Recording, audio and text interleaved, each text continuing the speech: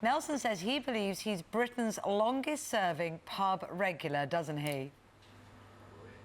That is exactly right. So he deserves a pint, even if it is 7:20 in the morning. So I'm just getting a couple of his favourite bitters in. It's not something I've ever tried before. Thank you very much for that, Grant. No but we do think that Nelson is the most loyal pub punter you will ever meet. He comes in here pretty much 3 or 4 nights a week and joins people like Chopper, the the Hawk, and Nip the ferret, who come in regularly as well.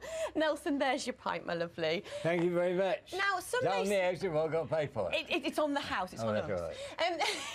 Now, many people might think you don't look old enough to have been coming here for 81 years, but that's because the first time you had your drink here, you weren't old enough, were you? No, 12-year-old I was. How did that transpire?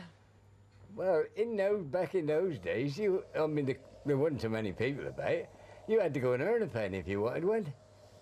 And you... Mother and them only got about £1 a week. Father's working 40 hours a week on the farm for about, I think it was £1 or 25 shillings in them days. And your first drink here wasn't a pint, was it? No, my first drink, it was a drop of wine out the cellar. And it's a good job you lived literally just over the road from the pub. Yeah. That must have been a nasty stagger back at the age of 12, though. Oh, it was, yeah. I got a big clap around the ear when I got over home.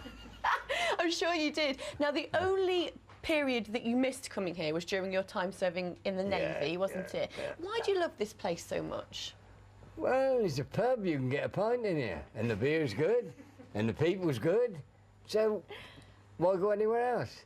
And how much has it changed over the decades? Oh, it's changed a lot now as regards the customers. We don't get the customers now like we used to get. You do get a few come in, but you don't get the, I don't know, the old ones come back again. Let's put it that way, sort of thing. You get some pretty wonderful customers, though. We do get some. Like Chopper the Hawk. We do get some. We do, yeah, there's a lot of good customers coming here.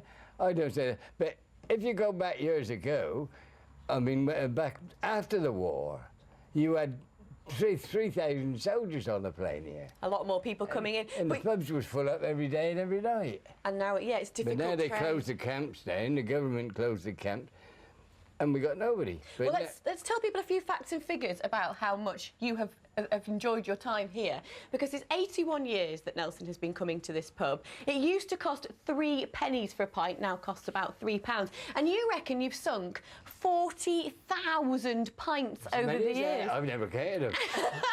And Nelson has actually brought in some old pennies, haven't you, Nelson? Yeah, 3 old pennies. How much do you reckon they're worth now? Give us £1 each and I'll be satisfied. But the thing is, actually, Grant doesn't even have to pay for his beer anymore. Where's Grant?